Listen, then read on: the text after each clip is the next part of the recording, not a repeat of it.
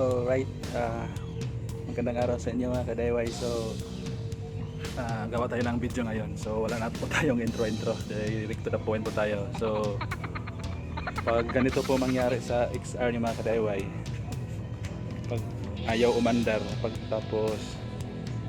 pagka-press nyo niyang starter switch, wala pong clicking sound sa relay. Pagka-press nyo, ganyan, walang clicking sound. Next nyo i-check is yung continuity ng circuit. Hey guys, this is Don Terzo of DIY Garage PH, and this is all about XR200 Plus. So, let's go! So, dito po tayo mag-check sa connector ng starter relay kung may continuity ba sa linya. Sika mo na, pastar ko muna yung camera. Ayan. So next nyo gawin is tanggalin nyo yung connector sa starter relay. Ito. Tapos ang gagawin po natin is, klaro ba itong green, red green na wire, check po natin dito kung mayroon bang continuity sa linya.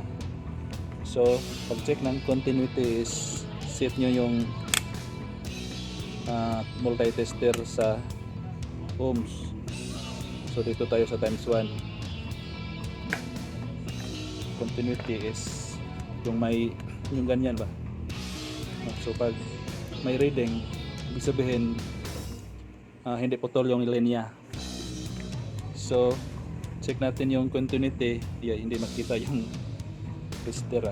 Baba natin. Yan. So check natin yung continuity dito. Yung red probe dito dito. Klaro ba? Red green na wire. Ito yung connector ng fuse. Susok nyo dyan yung positive dito, red green na wire. Tapos yung negative sa body ground, hanap tayo ng ito dito natin, tetap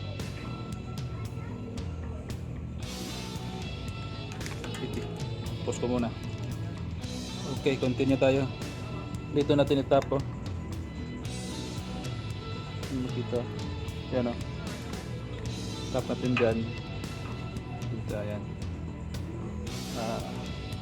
atras ko yung camera para maklaro.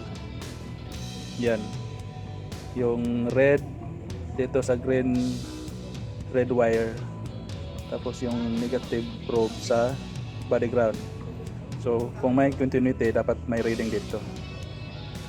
So ganyan, ayan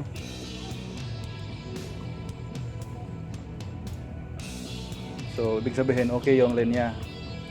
Pag wala yung continuity mga kadayway, ibig sabihin ang possible problem are defective yung neutral switch.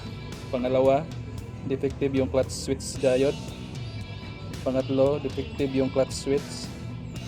Pangapat, possible loss or poor contact ng connector. Panglima is possible na open circuit yung wire harness. So pag walang continuity, pag mayroon namang continuity, ang sunod nyo pong i-check is yung tanggalin natin. Pag mayroon continuity, ang next nyong i-check is kung may voltahe bang lumalabas dito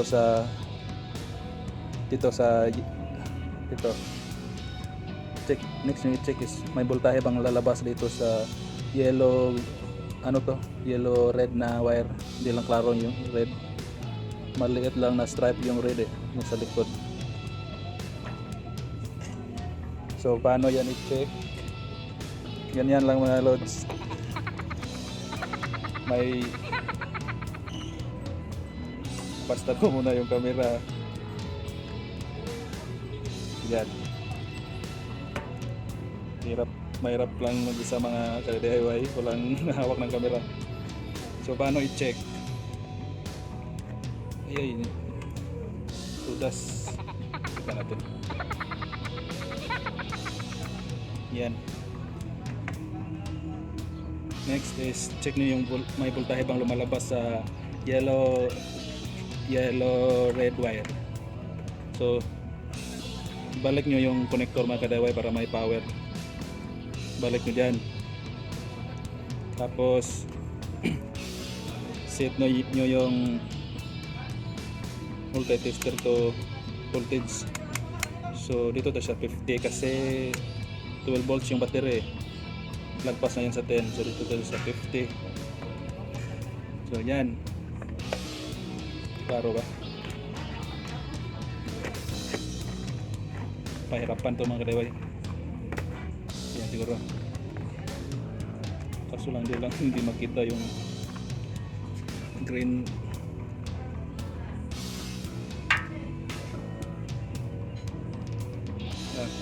Imagine nyo lang mga ka-DIY.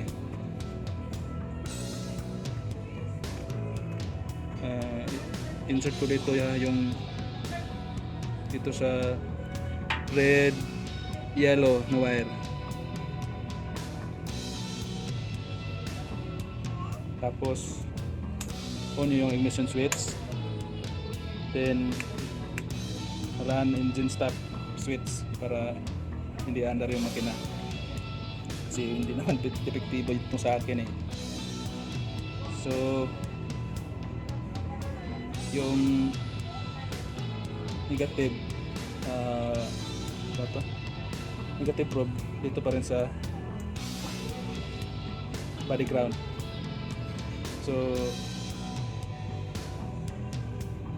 pagka-click nyo niyang switch, starter switch, diba okay yung ano ko relay ko, mag-trigger ko talaga yan. Yan ah. Dapat i-sure natin yung ano, may voltahe, may reading na 12 volts yung dito sa focus nga natin. Dito ko kinunay ko mga ka-DIY. Yan o. Sa red yellow na wire. Tapos yung negative dito. So pagka-press nyo niyang starter switch, dapat may reading na 12 volts. Na same sa voltage ng battery. Di klaro ah. Ayan. Nakay ko dito sa body ground ah. So press ko ng starter relay, dapat may reading yan na 12 volts. Ano? Magalaw. Yan ah. May voltahe. So hindi yan umandar kasi ino-off ko dito.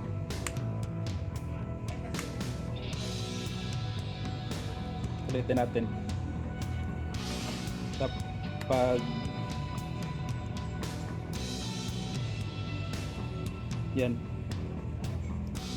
body ground, start natin, may voltahe yan.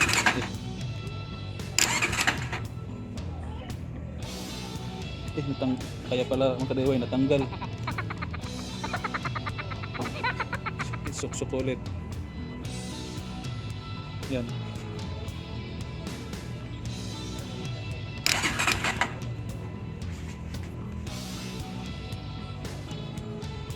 Kaya na yan.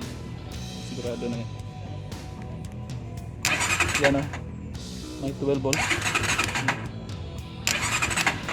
So pag walang voltahe mga ka-DIY, ang possible po na problema is defective yung ignition switch or starter switch. Pangalawa is loose or poor contact ng connector. Pangatlo is cut wire ng starter switch. Pangapat na possible problem is open circuit ng wire harness. So pag walang voltahe yung lumalabas. Pag in case naman may voltahe tapos wala pa rin clicking sound sa relay, possible po relay yung problema. May video na po akong nagawa niyan paano i-check yung relay. So ilalagay ko na lang sa description yung link ng video. para ma-continue yung mapanood yun. So pag ganon, may clicking sound, tapos walang redondo sa motor starter, kasi bulan doon sa motor starter yung problema, stock up or carbon gas. So sana po makakatulong ang video sa inyo ang video na to sa inyo, at please subscribe and share para marami pa po tayo matulungan. So kung bago pa po kayo sa ating channel, please subscribe, follow my Facebook page, DIY Garage PH, and thank you for watching guys. Ciao.